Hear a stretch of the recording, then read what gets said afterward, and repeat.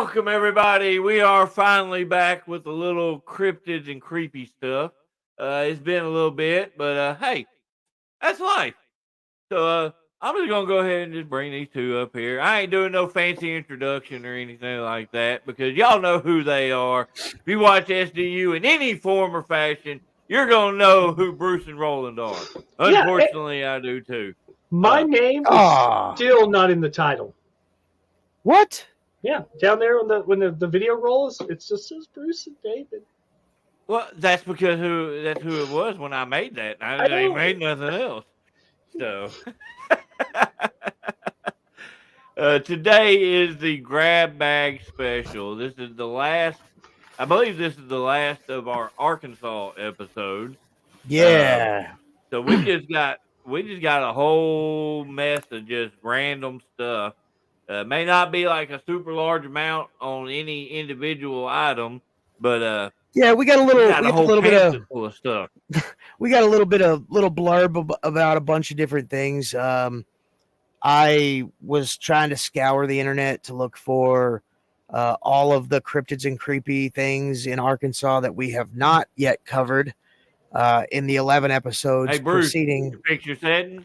Oh, hell no. Thanks for reminding me. Because right now, all of our viewership is coming from your Facebook. Heck yeah. If one of these days we're gonna get that thing fixed right. Yeah, dude, I'm gonna have to take this phone to like somebody who's like, I'll take it to my IT department. That's what I'll do. I think what we'll have to do, we'll have to disconnect your Facebook from this and then reconnect it. Yeah, maybe maybe that'll fix it. Or we are all set. All the privacy go ahead privacy settings have been. On. I'm just gonna sit back and do this because my back hurts. I knew we were gonna have to hear about that. All night. All night. Hey, wrong episode for being weird. We're creepy tonight. Oh, my bad. We're contractually obligated to be creepy. Yeah, all right. So the whole point of it. Episode 12, grab bag. This is the grab bag special. I'm just going to reach my hand into this bag over here, and I'm going to pull out this. All right, so we got... I love the bag. I was looking for Fred. Oh, it's off camera. So this first grab bag item takes us to Bentonville, Arkansas. Bentonville, Arkansas is the home of the Peel Mansion, named after U.S. Representative Samuel Peel, who built this vast estate in 1875. At the time, the 180 acres was full of apple trees where the Peel family children would play day after day. Today, the Peel Mansion is a museum. What's up? Their name is Peel. Yeah, apples. Freshly sliced apple peel. I wasn't even thinking about that. I was just talking about the correlation. Oh, no, that's funny. Sorry. It's in the middle of a small modern town. The visitors to the mansion claim that they can hear piano music in the home when nobody is playing one. The prevailing theory is that Samuel Peel and his daughter, Minnie Bell, remain in the home and enjoy one another's company with some accompanying music. The Peel Mansion is available for tours from 8 a.m. to 3 p.m., Tuesday through Saturday, March through December. If you guys want to go out to Bentonville and check that place out, I'm sure there's a lot more than just creepy. I'm sure there's a lot more than just creepy things that you can enjoy going to the Peel Mansion Museum. $5 for adults, $2 for children 6 and 12, and free for those 5 and younger. You didn't give me enough. I want to know why the daughter's in the house. Well, how did she die? I really don't know. Probably that's the thing with fever. a lot of these. There's not a whole lot of actual information on them. Without some in-depth research. What's up, Mark? She's Okay, buried it got in quiet all of a the sudden. she's buried in the Peel family plot in Bentonville, Arkansas. Wonder how old she was. Says here that she was born in December 25th, 1871, and died March 25th of 1961 at age 89. It is almost the anniversary of her death. Ooh. I bet that day gets a lot of sales. Doesn't go into details about how she died, though. Well, 86, I'm sure she's just Yeah, dead. 89. Yeah, she's probably just old age. She was like, I just want to play the piano for the rest of eternity. That's where they built a whole mansion or a whole museum inside the mansion over this family. So it definitely got to be a little bit more Oh yeah. to Well, it, look. you know. I think out of all my family members, if I was only able to spend eternity as a ghost with one of them, like I wouldn't complain if it was my daughter. I mean, I wouldn't complain if it was any one of them, but like I think me and my daughter could have a lot of fun scaring the crap out of the living. Your daughter's weird. She's just like me. That's scary. That's that's creepy. That is creepy.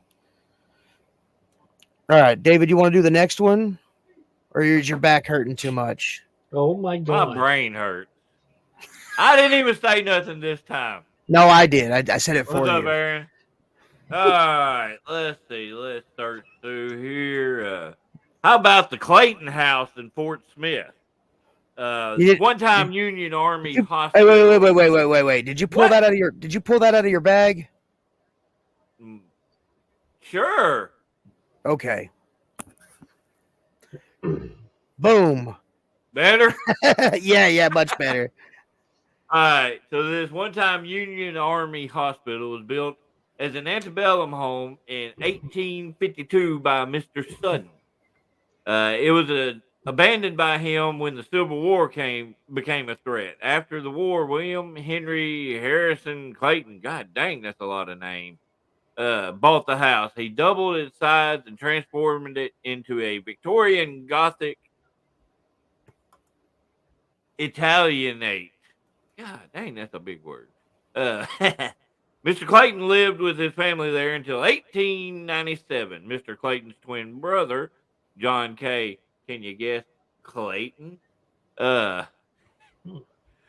assassinated in 1873. Many claim to have seen a figure similar to John roaming the halls of the Clayton house.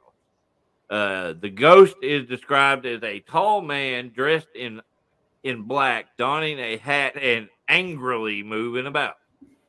Another apparition. What? Sorry. Did you notice how all the people, like in pictures and everything, did you notice how, like, back in the 1800s, how angry they looked, period? Oh, yeah, they were supposed to look stoic. Like, nobody ever smiled. Oh, yeah, and I heard, I read an article on that. Like, back in the day, like, it was such a prestigious thing to have your picture taken that nobody smiled because it was important. It was, you know what I'm saying? It was prestigious. Like not a lot of people got their picture they probably taken. Got tired of sitting there for 20 minutes waiting on it to go. Bro, like for real, like even with the cell phones that we have now, like when somebody's like, smile, I'm going to take your picture, and like you're smiling for longer than a couple of seconds. Like I'm like, guys, press the button. We are impatient. My face is hurting. Days. Well, yeah, that's true. Everything is so quick. No, my question is though, is why was John K. Clayton assassinated? He wasn't anybody important. He was murdered. He was just killed. You hold assassinations for people of importance. I didn't even think about that. Oh. How creepy would it have been if they smiled back then? Oh, bro, it'd probably be creepy as Lord. shit. Daniel's like, the spirits know they are ghosts. We have no clue on that part, man. That's a hard thing to know, really, unless you experience it. Okay, so I'm still alive. So I'm doing a little research here, and it says that Clayton was running for. He was going up against incumbent Democrat Clifton R. Breckinridge, representative of Arkansas' 2nd Congressional District. So after he lost under suspicious circumstances, he decided to contest the election and went to Plummerville, Arkansas to start an investigation on the matter.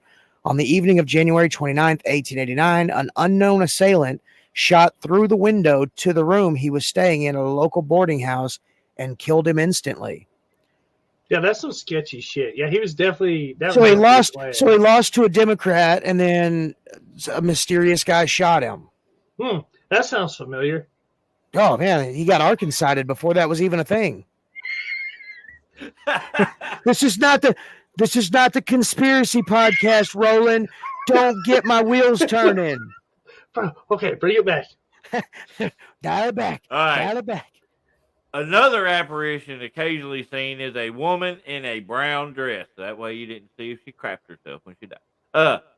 Some don't see either figure, but claim to hear footsteps, boot stomping, and door slamming around the house at odd hours.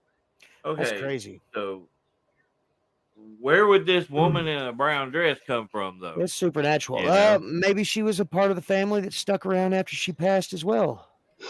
I mean, and that's the thing is some of these grab bags, we just don't have a whole lot of information on them. Now, don't get me wrong. Like this John Clayton, he was in Arkansas. He was considered a pretty prominent guy. So if he's running for office, if he was running for office, that they would consider that an assassination and not just some weird. Didn't have a lot of drive-bys back then, so there wouldn't have been any stray bullets.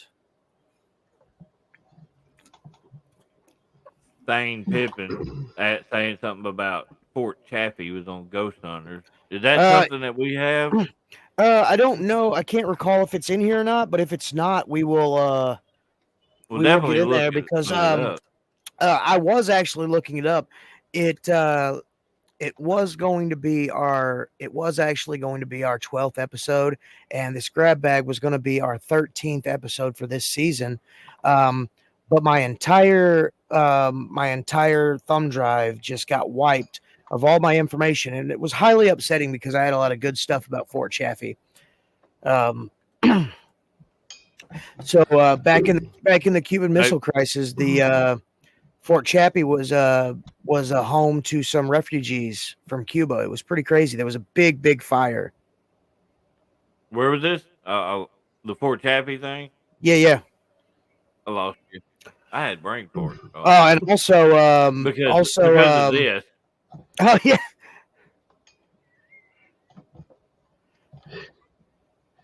I watched Ghostbusters. I'm gonna go with A unless it's a male ghost.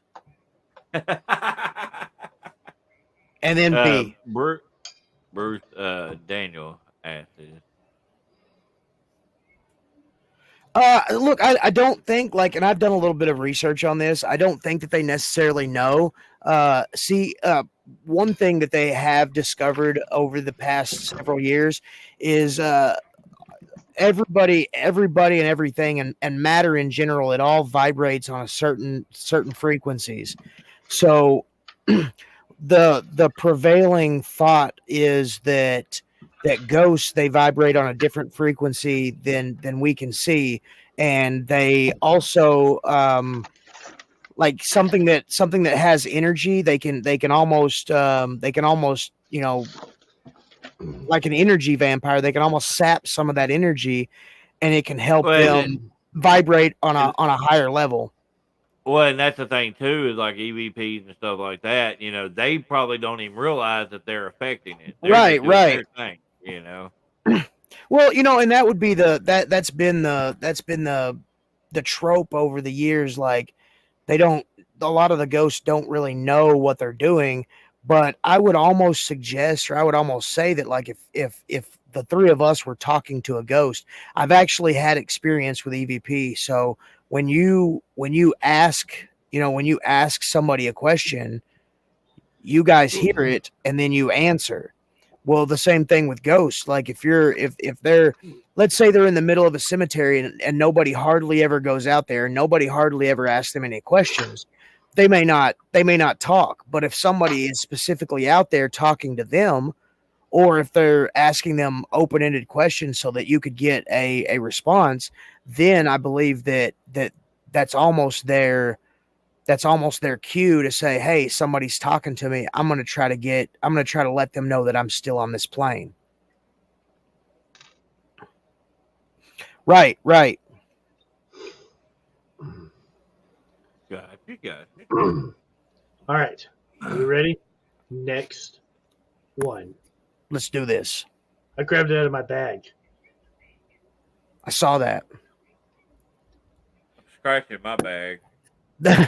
Hey, it's not that podcast, and I was going to be the one to say, and I was going to be the one to say the next one I'm pulling out is going to be from my ball bag. The Witch's Hollow. The Witch's Hollow. A witch story. Oh, we are. It's always a thrilling one. Grab bag.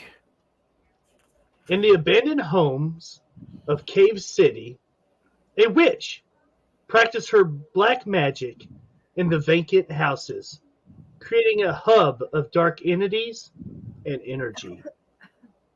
The spirit of the witch is believed to haunt the land on which the house sits, and a figure resembling her walks on the dirt road off of Sandaltown.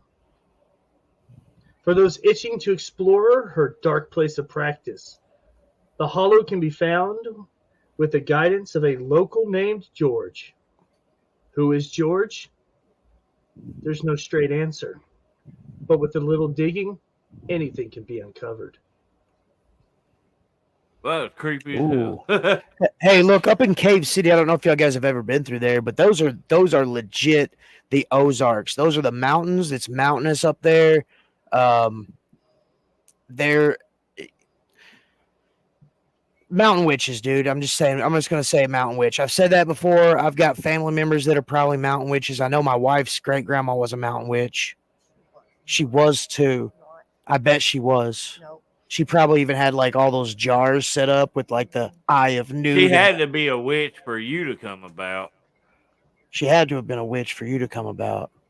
Yeah, No, I'm she talking about conjured you. She conjured you. I keep those. I collect those. This is going in my pocket to be cashed in at a later date. Oh my god.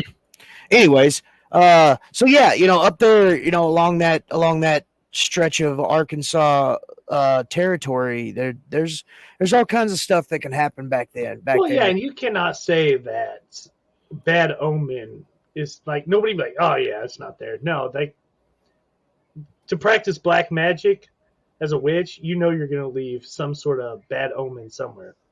Right. You dang right. It is out in the middle of nowhere, so.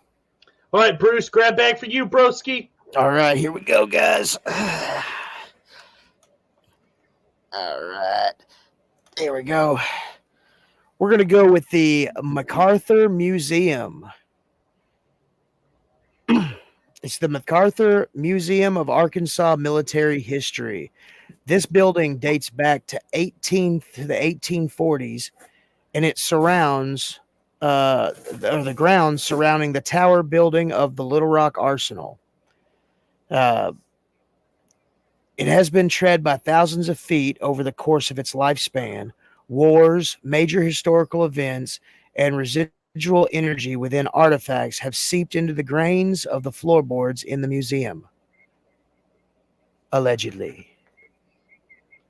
Museum workers experience heavy footsteps on the stairs when the building is empty, handprints on windows too high for a living person to reach, the constant feeling of never being alone, and the presence of a spirit going by the name of Sarge. Sarge resides in the tower of the museum where he keeps watch over the building and the grounds. And some say that if you ask Sarge, he will tell you that he is in charge of the building. His strong voice has been caught on recording instructing people to get out of his tower. But with the right equipment, he will answer any of your questions. And everybody, we're doing these shorter ones here, but like this is also a push to do your own research on some stuff if it interests Oh, look, you. I love that This ain't idea. just Yeah, about us. if there's something that we say, like this is not really the research episode. Like the episodes prior to this, we went into detail about, even as best we could, even the smallest detail of a story, like Cotter Bridge. You know, there was a couple of different scenarios on Cotter Bridge where a family had went off the bridge and drowned, or there was a woman that went off the bridge and drowned, and even down to the road being named after someone who supposedly passed on that plot. So this is the opportunity for us to catch all the last minute little creepies and cryptids, although there's no cryptids. Right. This is a tidbits type of cryptids and creepy stuff. Exactly. We're getting ready. We're almost cleansing our palate of Arkansas, and then when we getting ready to move on to the next state. So yeah, I would love for if there's one or two or several of these that you hear about and you want to learn more. Man, jump on the Google brain. If you don't like Google, DuckDuckGo, Bing, whatever your favorite search engine is. Wow, couldn't get that out. Whatever your favorite search engine is, and feel free to look into this stuff. And if you want to, if you know us on Facebook, if you know us on any other, send us the stuff. And it may be an episode that we do for a throwback. Like, hey, remember or season 1, episode 12 when we did the grab bag? Well, we had a fan reach out and send us this information, and maybe they went there and experienced it. Absolutely, I love that. That's part of our research. Right. I told y'all guys, that one bridge that we did, like I listened to a whole 45-minute podcast, and at the end the dude was like, "Oh, I made that up." Bah! Back to the drawing board. What a dick. All right, so is it my turn? But I was listening to the podcast so I could get names, so I could go and search like death certificates and records and stuff like that. Yeah, that's the one, Cotter Bridge. Yeah. The other one was in. Oh man, it was I know which one you're talking about. I can't remember. Yeah, I can't remember the name of it, but yeah, Cotter Bridge was the one that's in Cotter that we the one I listened to the podcast on. Yeah, I got duped. Dude, I was writing this stuff down like, holy crap, that's a name I'll search. That's a name I'll search. Oh, that's a time period I'll search. Oh, this company's got to have workers slips of this dude that worked there before he passed. Dude, it was nuts. I had a whole like page and a half of notes, and then all of a sudden, oh yeah, I just made that up. But didn't it sound cool? Oh God, yeah, it sounded real cool. It sounded like I just wasted my whole freaking hour and a half listening. Oh well. Next up on the grab bag, oh, he's reaching in deep. I'm putting my face up so nobody thinks I'm doing something dirty. How about, this is a little one. How about the Avon Cemetery? Ooh. It's located in DeQueen, Arkansas. DeQueen, Arkansas. DeQueen or DeQueen? I don't freaking know. It's D-E Queen. Oh, probably DeQueen then. Or DeQueen. I don't know. Are you really going to argue with me over pronunciation of a freaking No, I'm not. town I'm not arguing. I'm not arguing at all. Guys, it's DeQueen. Is it DeQueen? Well, it's separated by space, so I'm thinking the de is by itself and queen is by itself. DeQueen. So it couldn't be DeQueen one word, or it couldn't be DeQueen one word. It's got to be DeQueen or DeQueen. It's these nuts. Oh. Anyway. All right. A ghostly mother and child are said to haunt the Avon Cemetery in this town, DeQueen. the queen. Speaking of ghosts, you scared the shit out of me. This is the Cryptids and Fred Creepies. said- Fred, you should come listen, Fred. I'm surprised we all don't have our lights off. Can't hear you. I gotta be able to read. Oh, No. well, you got that big light over you. Anyway. Making your head look balder and shit. It's fine. Sorry, go ahead. Anyway, legend has it that long ago the woman sat the baby on the edge of an old well as she was drawing water, and the baby fell in and drowned. Ugh. Oh, wow. Dude, The that's mother's shitty. ghost has been seen in the cemetery, and some say at night you will hear the baby's cry if you drop a rock into the well in the center of the cemetery. The baby's still got to be alive. So dropping the rock in there is hitting the baby. That's why it's crying. Oh, man, that's kind of creepy, though, if you think about it. So, like, you go into the cemetery, and if you drop a rock in the well, the baby cries? That's what this is. That's what the research says. Well, I'm telling you what. It has to be at night. Is there any specific date? Because we are planning a mamping trip. No. There's no. Dude, There's yeah, not no, even a specific look, date. we could- on when look, this no, all no. I don't mean like camping in the cemetery. Like we could it could be a mamping grab bag where we could throw in some cryptids and creepy hunting. We could throw in some ADHD stuff because I think all of us together might have a load of it, and I'm carrying quite a bit. So, oh right, that's 100% right. If that son of a bitch gets thrown back, I am out of there. But no, like I was saying, like if I dropped a rock into this well and this baby started crying, dude, you guys, I would trip you to get away.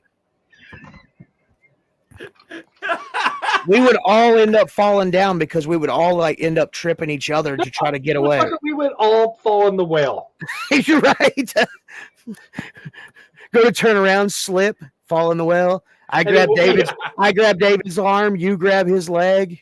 And it will all be on somebody else's episode of Cryptid and Creepy. Carry on, Cryptids and Creepy in our name. Okay. Oh. Your turn, Bruce? No, it's yours. All right, Roland. I'm gonna.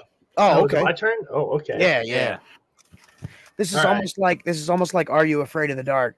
This is the tale of the Arlington Resort Hotel. All right, y'all. Sorry. I'm going to go ahead and do I don't know. I just pulled that out of my ass. the Dover Lights. Ooh, I like that. I've heard of those. Yeah, as bad as they're right down the road from me, and I've never been down there to. Oh, check bro, it you ought to out. check those things out. Bring a camera. Way back in the Ozark Hills, where the country is rugged and wild, legend seems to hold tight. The stories of yesteryear are wrapped around the locals' minds and into their culture like greenbrier, growing around an old hickory stump. Or like the gingerbrier, the tangles of the unexplained grow thicker as the years pass. On a lonely stretch of dirt road north of Dover, a legend has remained since some time in the late 1800s. In this day and age of discovery, it would seem that technology would eclipse any haunting folklore, but somewhere the sightings and the stories survive. So, drive up on this cliff, this little bluff. Huge clearing. There's a brick wall. Looking out of the bluff, periodically, you will see flashes of lights. Many believe there was a coal mine on the hillside and that the mine collapsed one day, killing several miners. The lights wandering the hills are said to be the spectral lights resembling their lanterns that they used while they were working the mines. Another story has it that it's the Spanish conquistadors searching for gold in the hills. While it's apparent that searching for gold was the conquistadors' love to do most things, the gold was never found in the Arkansas Ozarks. And that's supposedly why their spirits are still there, still searching for the gold. Right on. Y'all, I actually, like I said, for the people listening, I have actually experienced it. And if you didn't know, it was on Unsolved Mysteries. Right on. Really? I didn't know Yes. that. Nothing was happening. We went up there. For the listeners, this guy took a flashlight and did this with his hand. Legitimately, after he did that, the flashes of lights started down in the valley. That sounds like some moonshiners. That sounds like some moonshiners code. Some people say if you shout, "We have your gold," that one of them will legitimately attach to you and follow you home. Yeah, I won't be doing that. Yeah. So I mean, like I haven't personally like looked into it a whole lot. I've heard about it since I've been in the area because this is literally what 20 minutes down the road from us. But I mean, like, have they actually sent like people down in there to search around and see if there's any possibilities? I mean, what's the... Yeah, let me see. Oh, everybody's gone. What? Y'all blacked out on me. Oh, I'm still here. Oh, no. It never blacked out on our end. I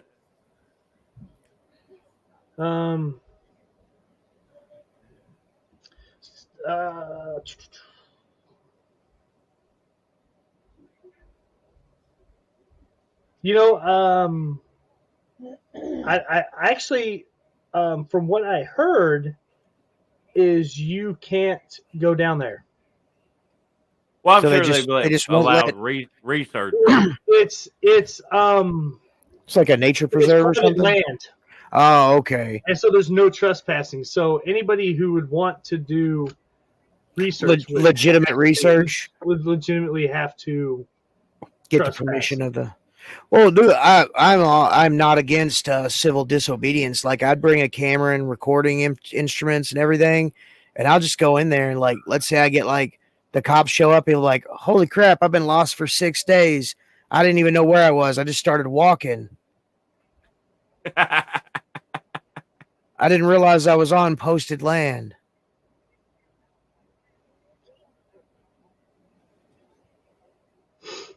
That's crazy. Yeah, it's just weird. It's just weird that like it's just weird that like all these things like are legitimately happening. Like, when we did the Whitey, the White River Monster, and when we did a few other ones like the Falk Monster, legitimate researchers actually went to these places and like did research, and obviously they didn't nothing was produced from those, but you would think like something like this would be like, I want to check that out. So there would be like some researchers that would come in and kind of, I guess, to the point of not really forcing someone, but like kind of like being like, look, we'll pay you X amount of dollars and all we want to do is walk around your private property. It's not like I want to I don't care if you're growing anything. I don't care if you're brewing anything. I just want to check out these damn lights. Well, and the crazy thing about the lights is like when one pops up, you can watch it. Like it goes through the mountain. So it's not like one pops up and then it's gone and then yeah. Oh, so it's like almost like it's a traveling like someone with a lantern. And you'll see like multiple in a line going like up that trail. I think I've seen pictures of that. Yeah, and then you'll see some like on the river bank or the bank of the water there. Yeah. Going down the water. That's wild. Huh. Mm. Yeah, I guess I need to go down there and check that out. I've never it's really well lit, especially when the moon is up. Oh yeah, dude. If there's people watching that don't know this, like Arkansas it's not just called the natural state for nothing. It's really pretty, really beautiful land. If you can get away from all the big cities and towns and stuff. Like if you get out in actual getting nature, like it's pretty dope.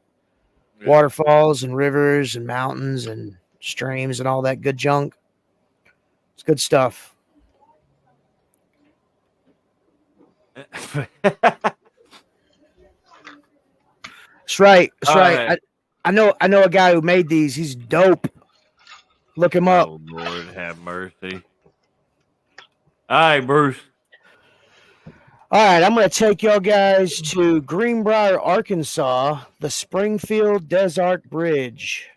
It's an iron bowstring truss bridge that once stretched over Cadron Creek. The Springfield Desart Bridge is said to be haunted. Visitors claim they've heard ominous noises. A girl's scream and a baby's cry have been heard, but no source of the sounds was located. In the area around where the bridge once stood in 2016 and 2017, the bridge was restored and moved to span across a cove at Beaver Fork Park Lake in Conway. Man, it's always bridges that come up with the Right. different like so many different things going on there because there's so many different opportunities for stuff like that to happen. Oh yeah, well, and we talked about that with Cotter Bridge and a couple other ones. When these bridges were being made back when they were being built, safety. There was safety a different regulations weren't really. I was fixing to say, yeah, there weren't the regulations on safety were a tad bit different. If money was running thin, the work went faster and the safety went away. People working 12, 14, 16, 24-hour days to get the project done, and accidents. OSHA wasn't around. Yeah, OSHA wasn't invented. In fact, most of our states in the nation, most of the states in our nation, they have plenty of bridges and buildings and other things, and those were the reasons why OSHA was created. Hey, Bruce. Yeah. Lucas just brought this up. Have we done anything on the Heber Bridge or the hanging bridge? The hanging bridge in Heber Springs? I don't think so. I don't remember doing anything on that. I don't even remember seeing anything on that. No, neither did I. Maybe it's more of a local. I don't think we have any of that in our bag. Excuse me. Oh, nice one. Not really. It's kind of. Okay, he said he'd see what he can find to shoot you a message. Oh, sweet. Thanks, bro. All right. Oh, okay. I mean, listen, so the anniversary approaches of the 1989 Heber Springs Bridge that collapsed and killed 5 people. Oh, wow. 1989, when the old swinging bridge collapsed and it killed multiple people. Are you on KARK.com? Yeah. Sweet. I saw that one, but I didn't know if that was the right one. I'm not.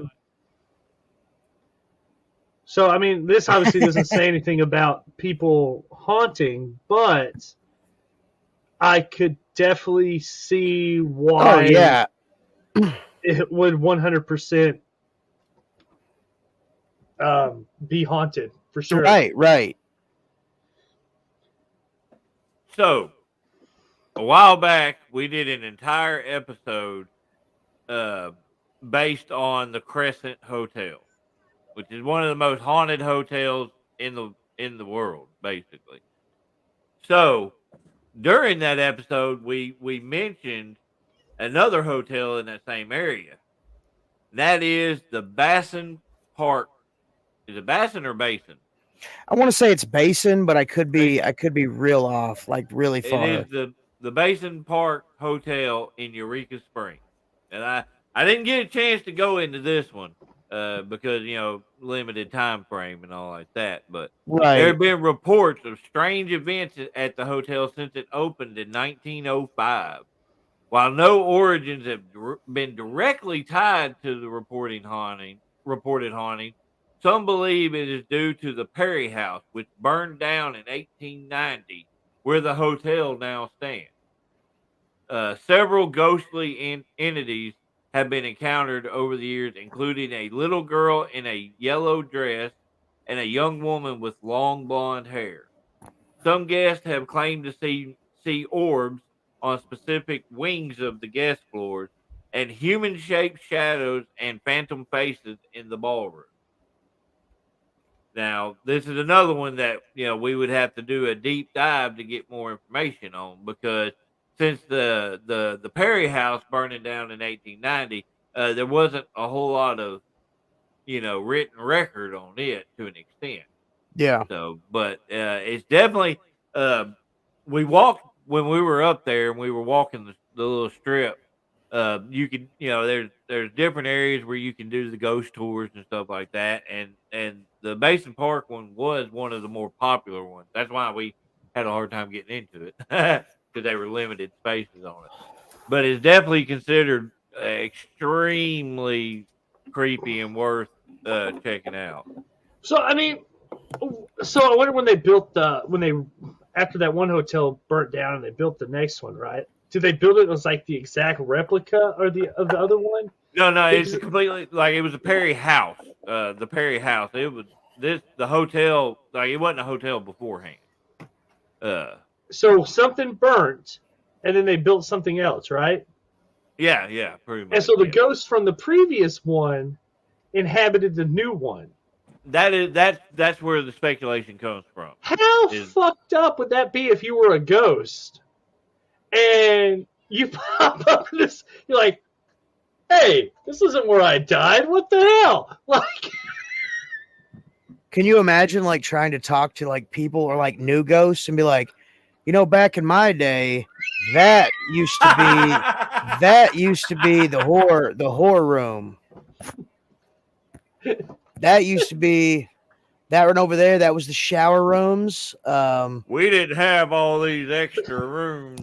You got the stables were out back. Kids got all these extra rooms with the fancy black and white TVs. Yeah, that is true. Like they could be attached to the land. From prior stuff. We've done a lot of episodes that were, stuff was built on, burial grounds, or it was built on former property that was owned. So I mean that's 100% true. Like, some ghosts are attached to houses, but are they attached to those houses, or are they attached to the property that those houses sit on? You move a house, 100 feet to the left. Are the ghosts going to come with the house, or are they just going to chill there on the land? And if they don't know they're dead, do they even know that the house is being moved, or do they, in their mind, do they still, see the ghost of a house that was there? Yeah. It's pretty crazy. Roland, you are up. All right.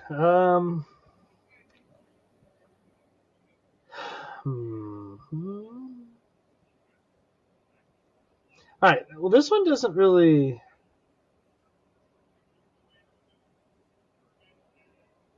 The blowing cave doesn't seem real spooky, but it's interesting. There's a long-held belief that there once was an underground civilization of people living in far more advanced society. This is known as the Shaver Mystery. And though science disputes the legend, there are records that assert otherwise.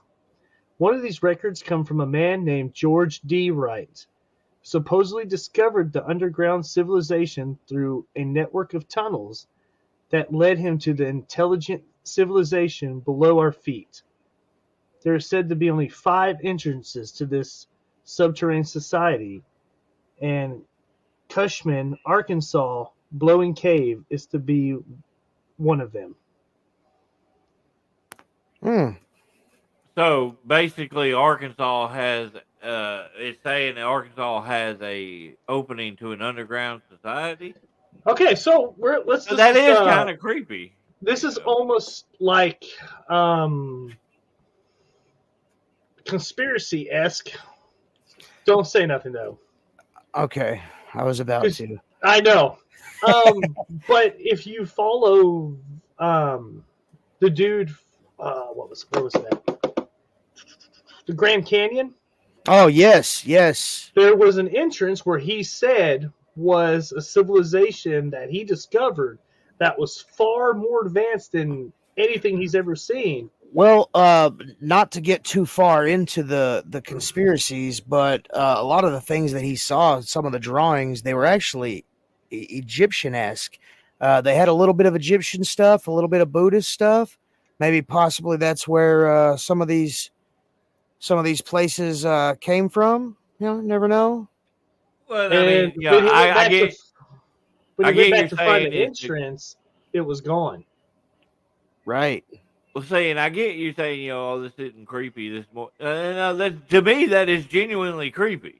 Well, I mean, imagine if you go to Cushman. Imagine if you're walking through the forest of Cushman, and all of a sudden you like fall in a hole, and then boom, there's these green skinned people that are flying around in like goofy like flesh cars and stuff, and you're like, what the crap's going on? Oh yeah, we got this energy called phlegm. Flesh cars? Yeah, not really cars made of flesh, but like what's that word? They're bioengineered. Biomorphic.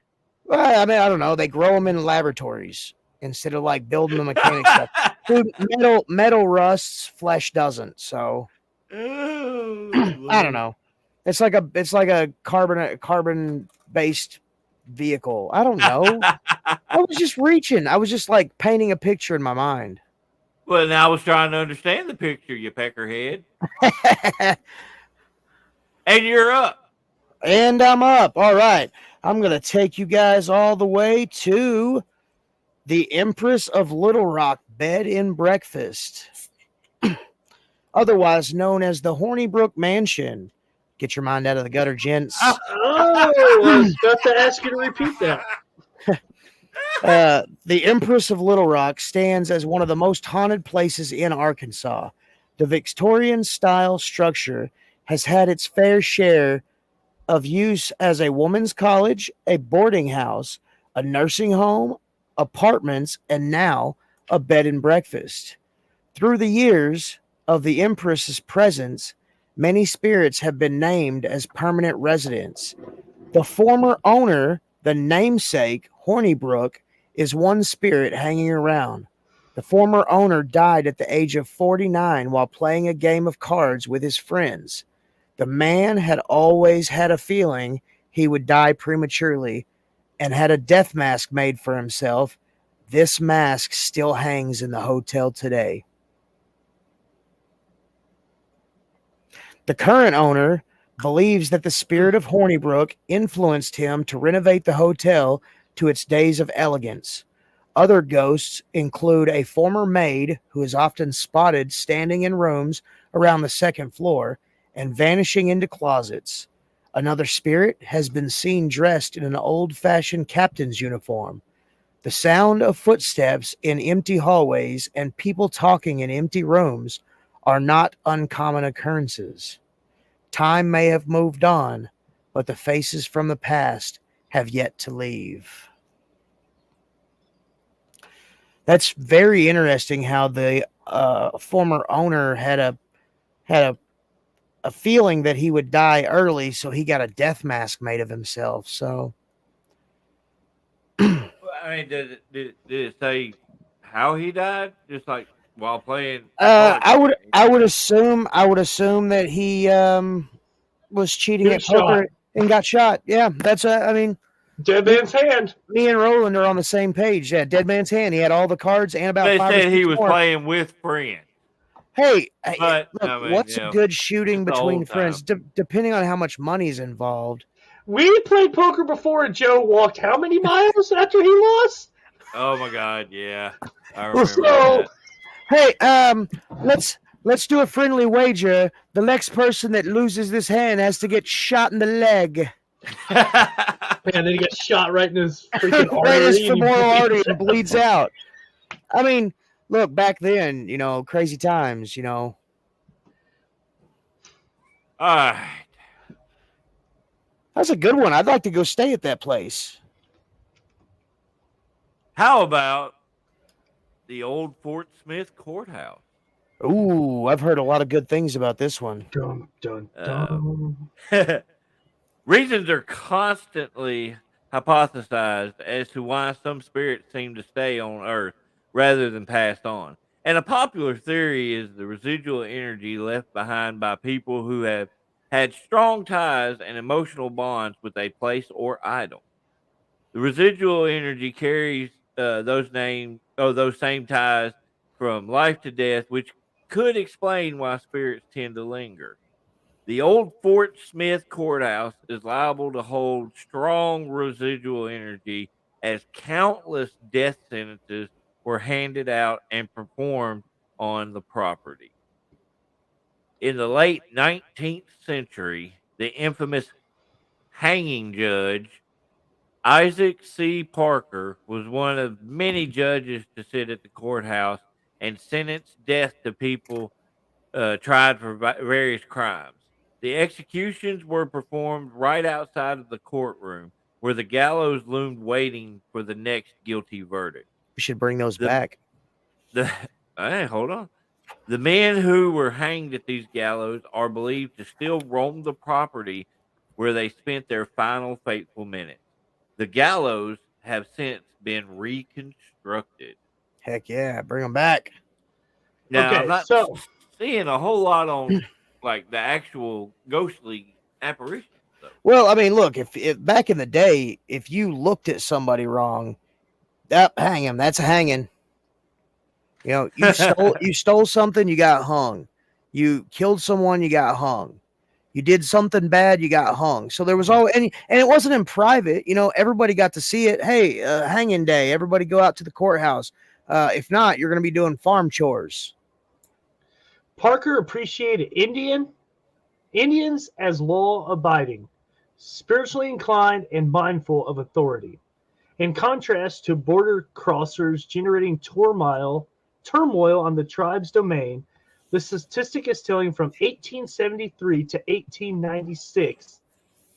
87 men condemned and hung from the Western District Court, and only 36 were Indians.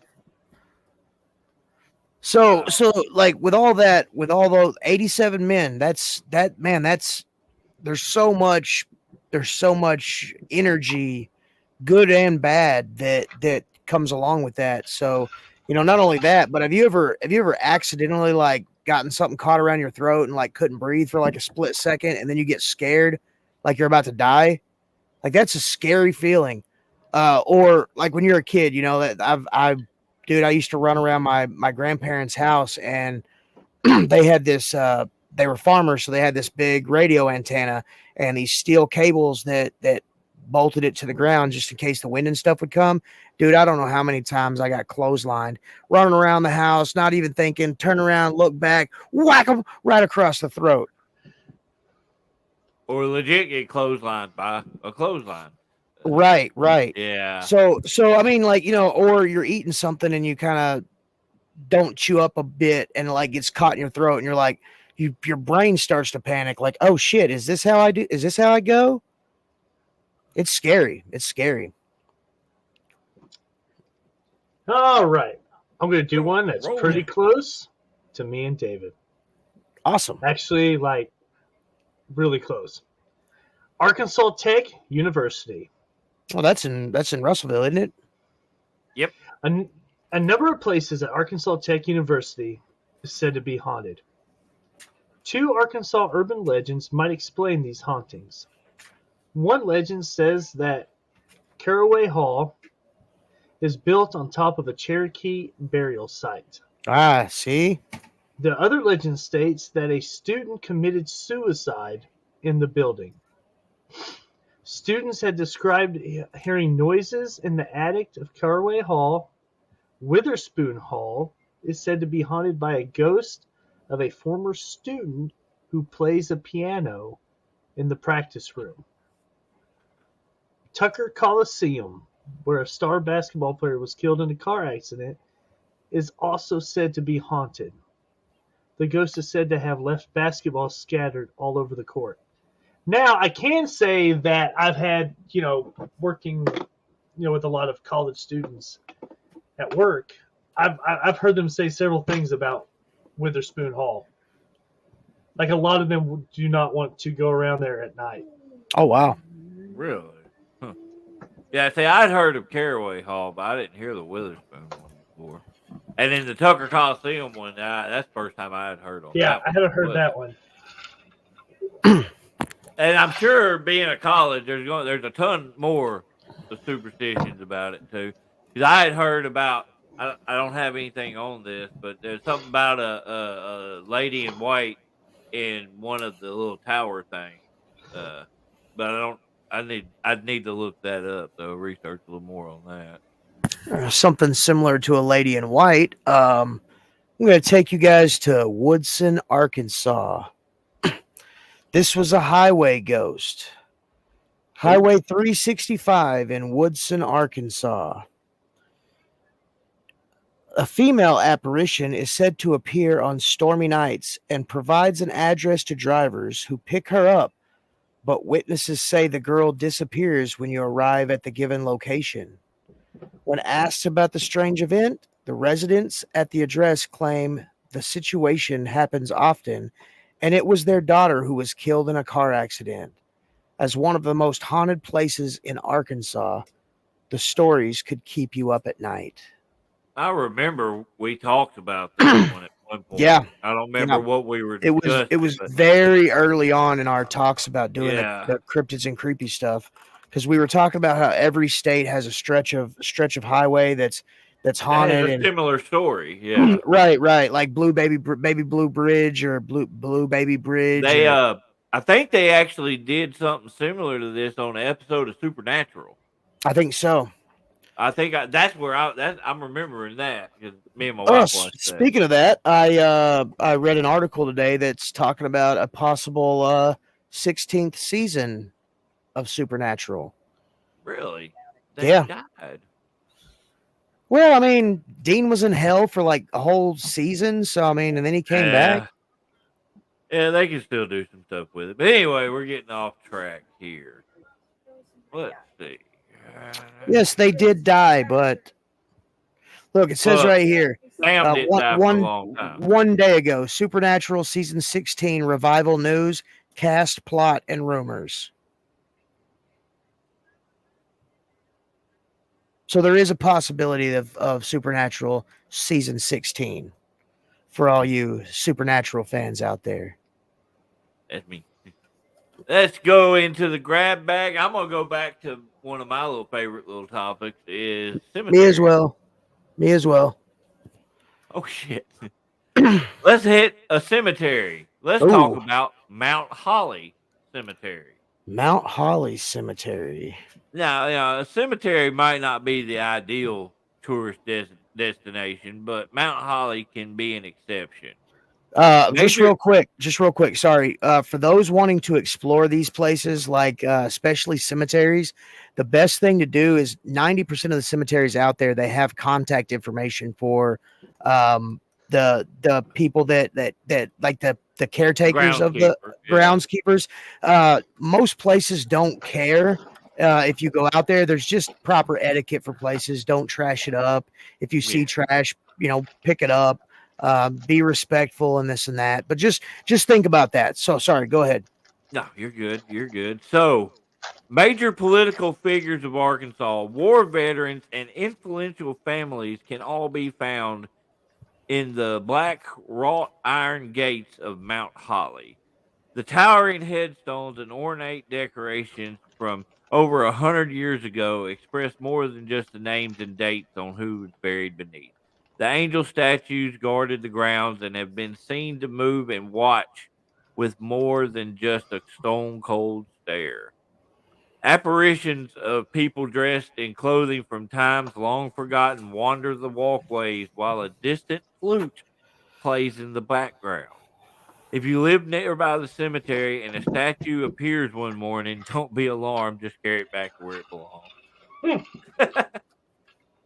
So apparently, there's several apparitions that have been seen here, and statues move.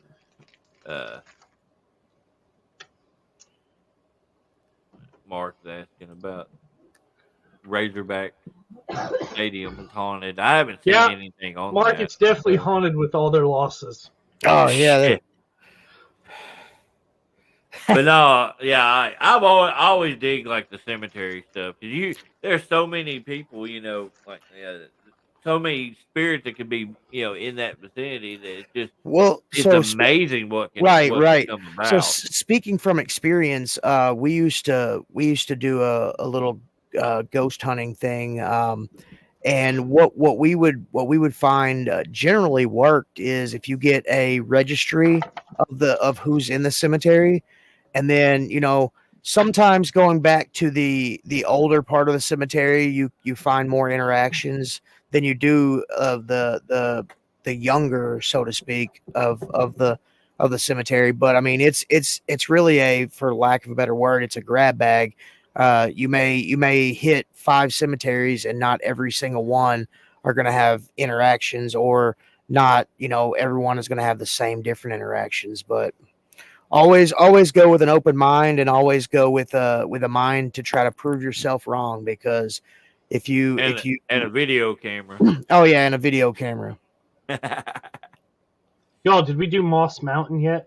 No, not yet. No. Ooh, gotta do this one. I've been checking off stuff. in the grab bag. Yeah. I grabbed way before. Yeah. Moss The Mountain. story takes place on Halloween night. Ooh.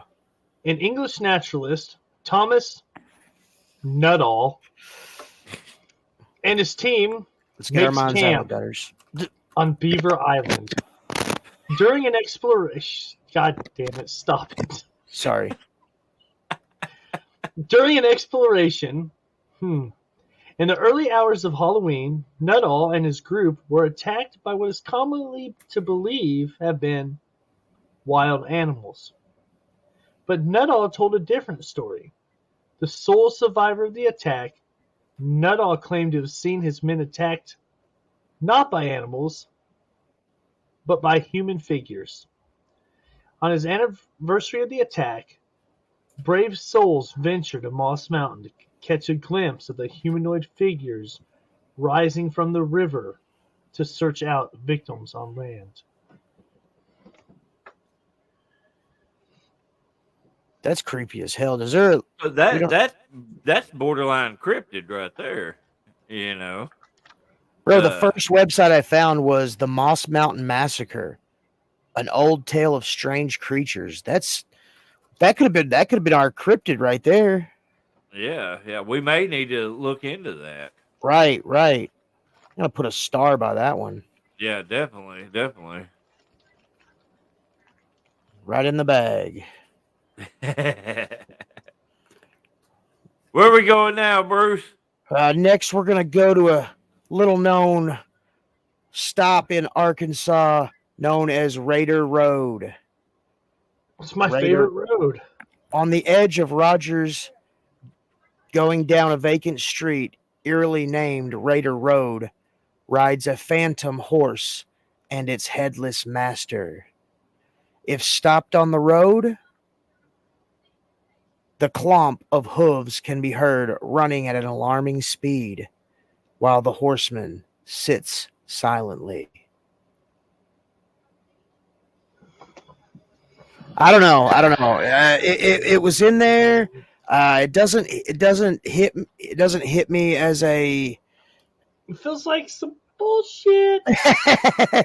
I was thinking that the headless horseman. Well, it's like Arkansas's. It's like Arkansas's own headless horseman. Yeah, you would think you would have chose a more prominent more prominent town, like maybe Little Rock or like Fort Smith or Russellville, Conway, one of those places like that. But Rogers, I don't know. I'll have to.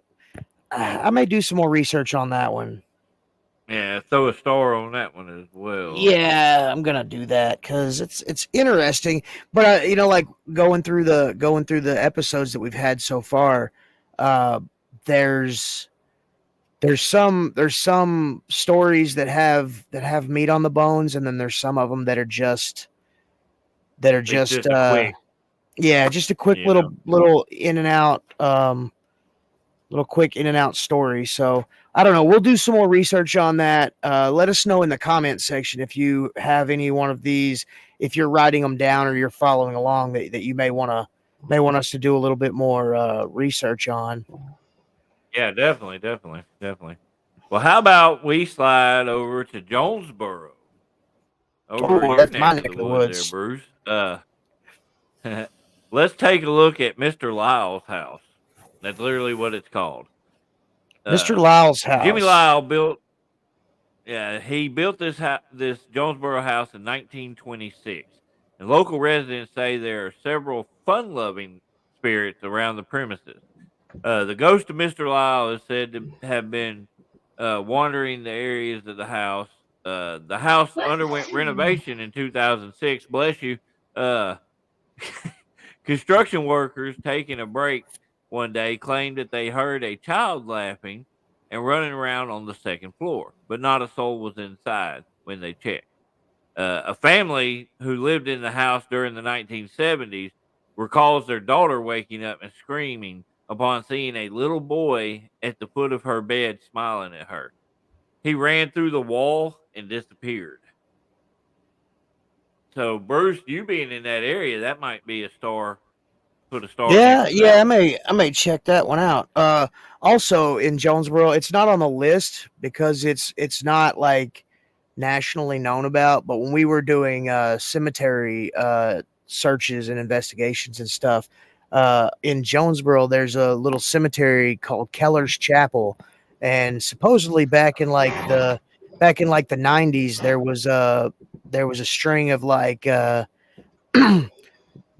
black craft kind of witchcraft rituals happening there, and supposedly there's a couple of witches, like actual witches, buried there. So Keller's Chapel, if anybody knows anything more about that, I mean, it may be something that we look into as well, just as a, oh hey, we forgot these places.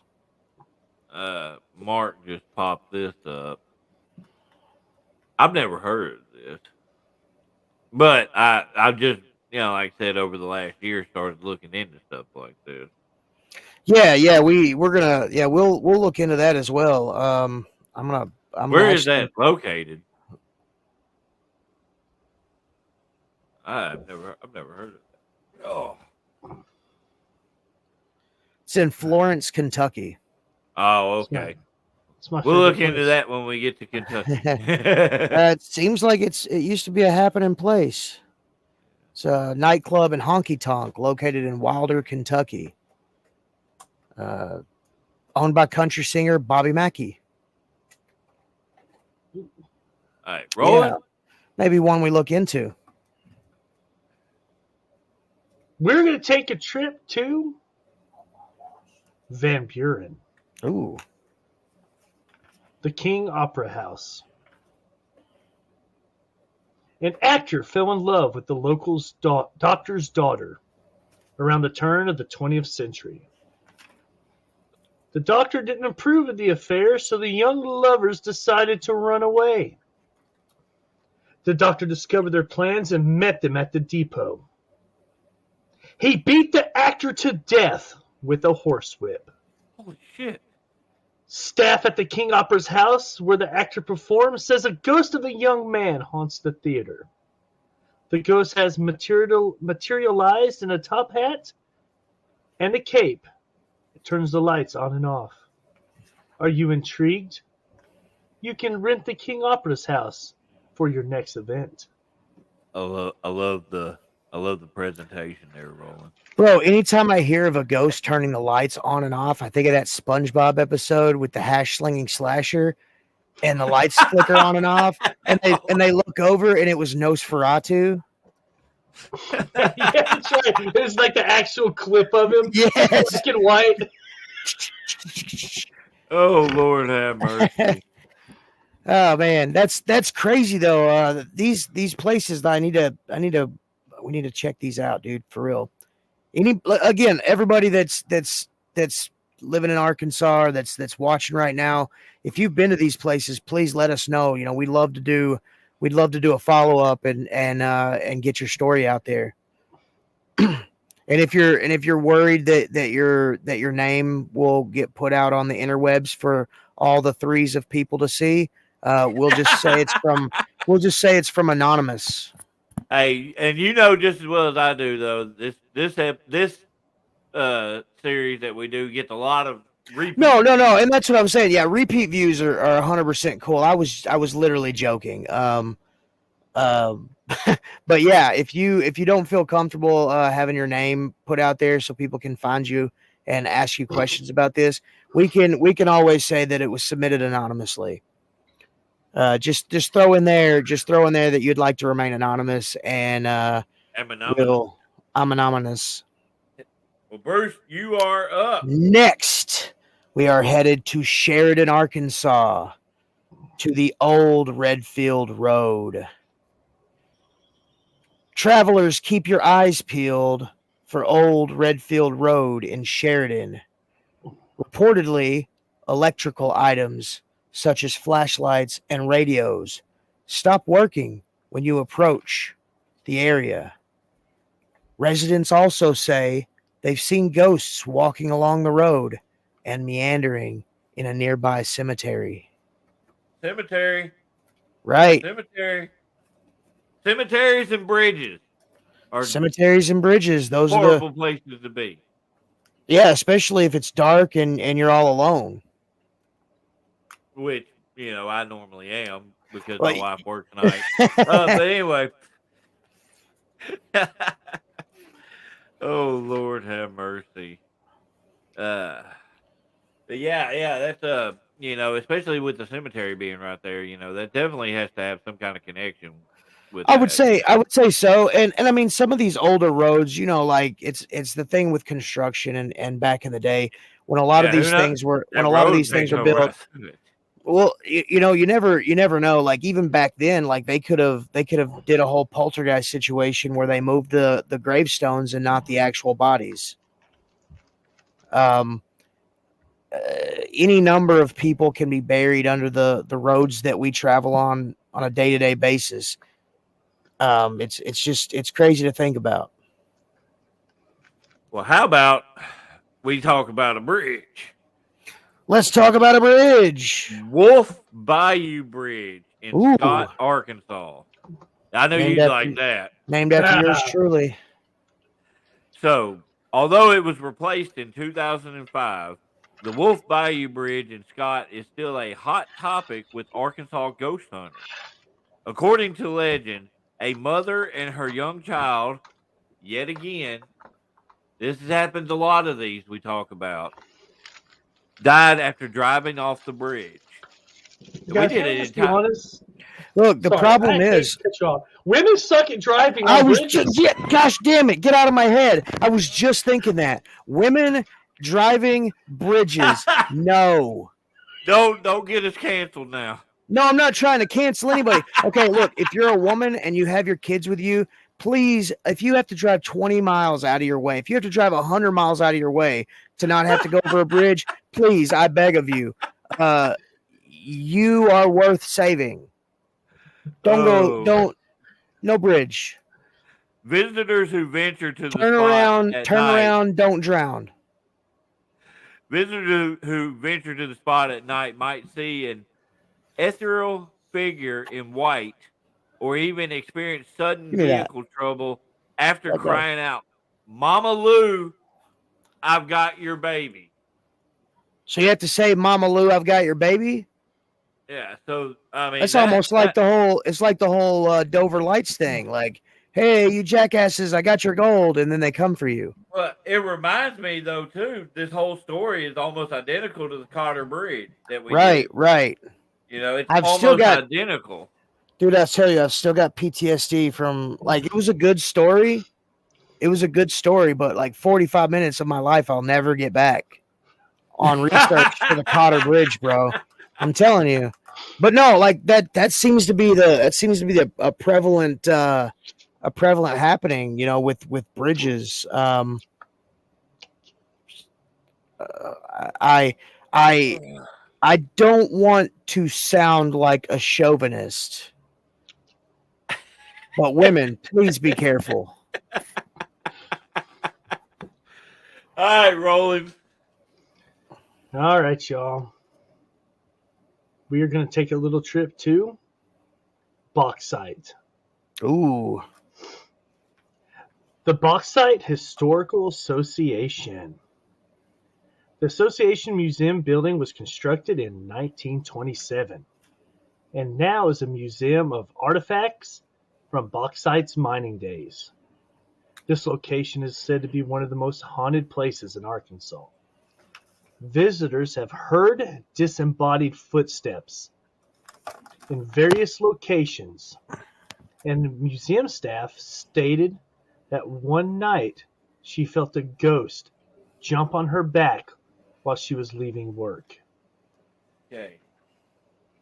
So right here, when it comes to mining, there's always a bunch of deaths linked to it, especially back in the old days. So Well, those again, artifacts that they have, safety and OSHA protocols. I mean, with this museum having those artifacts, there's got to be some kind of link, with the certain ghosts are linked to these items that they have. Like you said with when we did the Crescent Hotel, if you guys want to go back and watch that, there was several artifacts from the Crescent Hotel when it was a treatment facility, and when you guys were checking out in some of the pictures, even you guys noticed some interesting things. Yeah, those were pictures that we actually took. Yeah, that's what I'm saying. Like, and we're looking at the equipment from when, like, a lot of people think like, oh, hey, they died in like mass, but you also look at the people who died because of the black lung. Right, and I learned about the black lung through the movie Zoolander. Wow. I'm not joking. That's same look. David was like, wait. That's unfortunate, but that's the thing. Like, I didn't know that was even a thing, really, until then. And then I was a kid. I was a teenager, so I. We're not laughing. I'm laughing. We're almost done, guys. Yeah. We're going through pretty quick. I'm gonna take you guys over an hour. Wait, no. Yeah. Who's up next? Me? Yeah, you're up. All right, another one in my neck of the woods. We're gonna take you to Primrose Lane in Paragould, Arkansas. Residents in Paragould who live near Primrose Lane say they've seen the ghost of a man and his dog in the area and nearby woods. As the story goes, the man allegedly shot himself and his canine companion passed away some time later. That's sad. Dumbass. I mean, Well, that's pretty close to your area, ain't it? well, yeah. That's only like about a 30-minute drive north for me. That's something you've heard of before? Honestly, I haven't. But again, like you, I didn't really. I mean, I dabbled in the cryptids and the creepy stuff, but never about really Arkansas. Just most of the famous ones. Yeah. The more famous ones, Loch Ness, Bigfoot. Yeah. Well, the next one, when we decide to re-up this, we need to just pick like some real shitty state, like South Dakota or something. Wait, Delaware.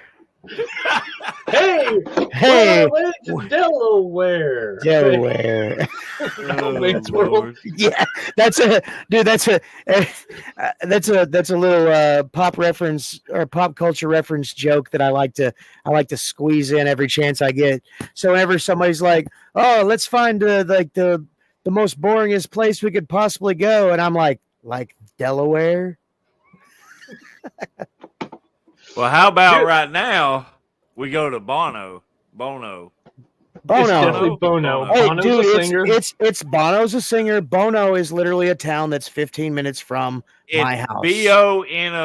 Yeah, Bono. And they have a bridge there. Okay. And yet again, this bridge was no. demolished and replaced. Or it was demolished in 2011. The area where the bridge was located is still said to be haunted. It wasn't rebuilt. Never mind, I misread that. As local legend has it, people would stand on the bridge and look at the railroad tracks below.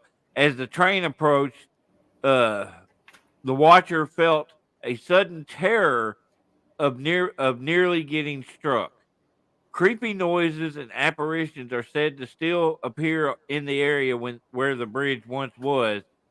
So if you're looking for a haunted place near you, go to this where this bridge used to be. So what did they demolished it and just like left the big opening there? People start falling off in it. Reminds me of some Lost Boys crap. Oh, I was thinking right. What were you thinking? The Blues Brothers. Oh yeah. Oh well.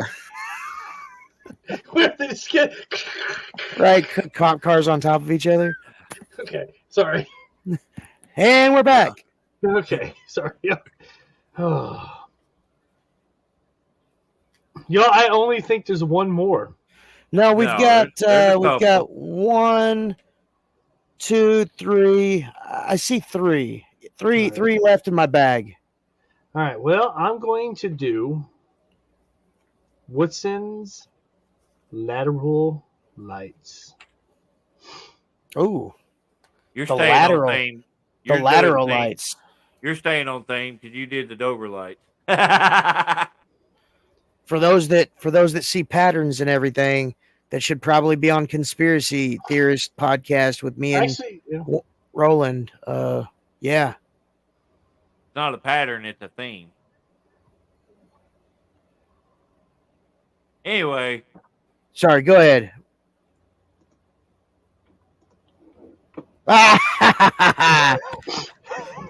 Welcome, ladies and gentlemen, to In Bed with Roland and Bruce.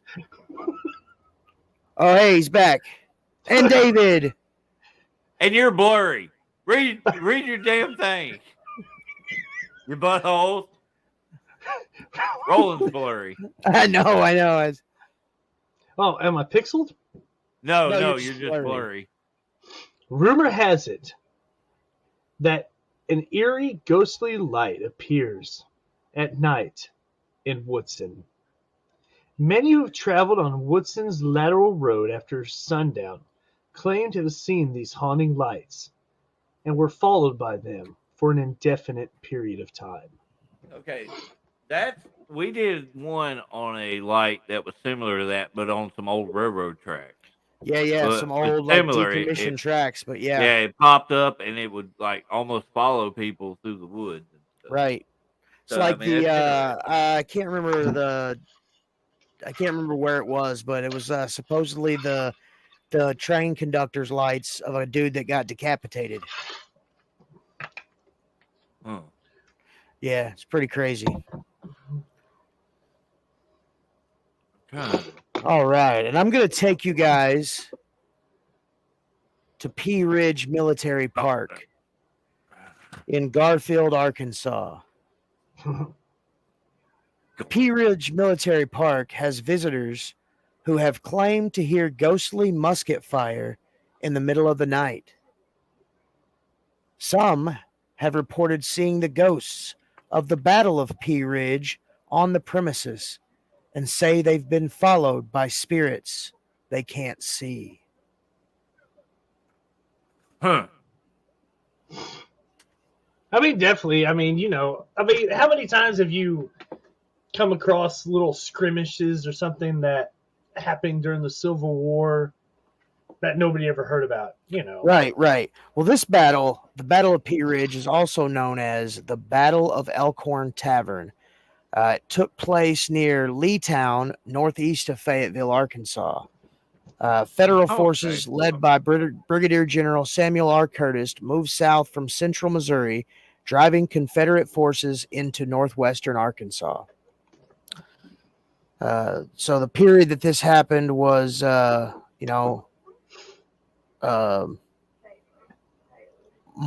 7th and 8th of 1862. So it wasn't a very long battle, but it's actually one of the more prominent ones that they talk about.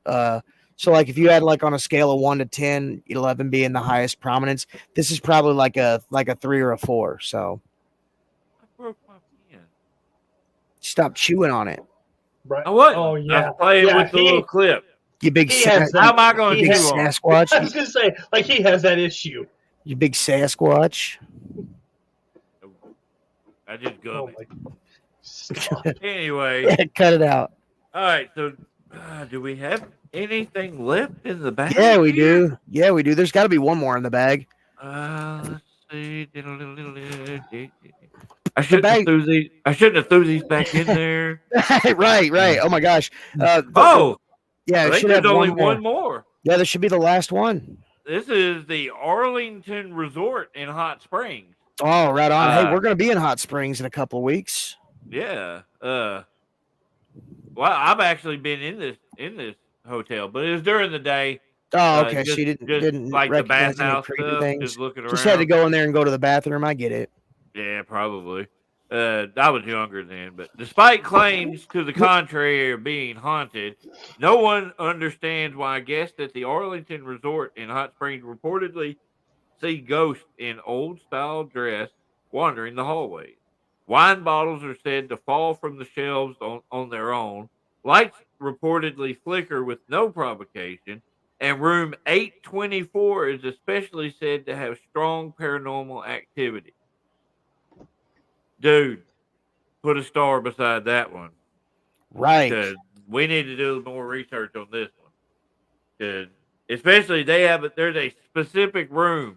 There's got to be a reason why. Dude, right. That reminds me of The Shining with room 237. Well, there was Maybe also there's like I don't maybe there's remember. like a creepy dead old naked chick in the bathtub. Well, see, and I don't remember what the room number was, but there's one of those. There's a sealed off room at the Crescent as well. Yeah. So I mean, there's definitely, anytime there's a old specific broom thing. closet.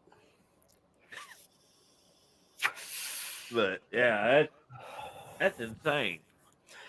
Yeah, that's pretty crazy. But it's weird, like nobody knows why it's haunted, or nobody knows anything about the haunting, but they know that it's haunted.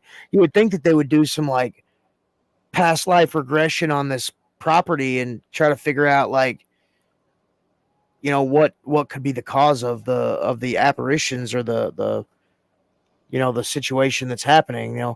It's obviously got, old vintage style dresses on people, so it's got to be something from back in the Victorian era. So they say a lot of experience takes places in the room around 3 a.m. to 4 a.m. Okay. The bathroom sink will turn on periodically, and the bathroom will get steamy while they're asleep. They'll wake up and walk in there, and then items will fall off the shelves. Another room the guests claim to be haunted and have strange experiences is 443, also known as the Capone Suite. Ooh, the Capone Suite. Where famous American gangster Al Capone stayed when he would frequently visit Hot Springs. Yeah, and if you're in Hot Springs, I'll just put this out here. They have a gangster museum there that's actually very interesting. Worth what? Yeah, another Stephen King book that calls to mind the rooms is 1408 with John Cusack. Yeah. And Samuel L. Jackson. Quit staying in my motherfucking room with my motherfucking ghosts. Sorry, shameless shameless plug on Samuel L. Jackson's movies. I'm sorry. Well, guys, I think that takes care of all what we had. I'll be honest with you, that was some pretty. We've definitely got some possibilities to do some more episodes. Oh yeah, because the Arlington Resort Haunted Hotel, dude, like, there's the 11th floor, the 4th floor, multiple rooms. There's boarded up rooms. Like, there's a lot to that. Can you stay in one of the boarded up rooms? Don't even tell me. We'll save that. We'll save that. Yeah. Because like I would honestly like to take a trip to these places. I had heard that it was haunted, but I didn't realize there was that much to it. It could be a triple family vacation. One place every other month, maybe. I don't know. Like some vacation could be thrown around. A weekend of wrestling in areas could lead to us Scooby-Doo Detective Agency. I run like Scooby-Doo, like all four of my legs just kind of like spin in the air. So I give y'all guys a chance to get away. Well, I think this is a good place to go ahead and call it for the night. Yeah, for sure. An hour and a half. This grab bag episode, right? Sorry, I didn't mean to step on you. This grab bag episode has really been very informative, and if anything, it's given people an opportunity to, like you said earlier, just to kind of do your own research. If there's anything that reached out and spoke to you tonight, because I know there's a couple that we've kind of put in the revisit pile, and what we need to do, the Arkansas season may be longer than expected, or we go to the next state, and then maybe at like the end of when we decide to actually finish and we hit what states we want, then we do a grab bag of leftover stories from each state. I like that. But I mean, is this the last episode for now of Arkansas season 1? Man, I don't know. Let's look into this Arlington thing. Yeah, what's up, man? No, we're good. No. I want to hear it. Well, you did that. I was going to vote. I was going to vote yes. Well, man, leave people on the edge of their seat.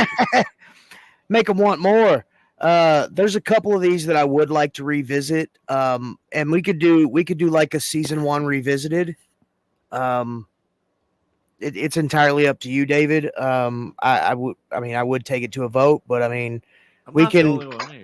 We can discuss off the air then. Okay, we'll do that, and we'll let you guys know, all the threes of you that are watching. We appreciate y'all. Absolutely. Tune in tomorrow night for Special Dummies Unit. With the three of us, we'll have Fred here too, so people will actually want to watch that one. So right. Stay creepy. Always.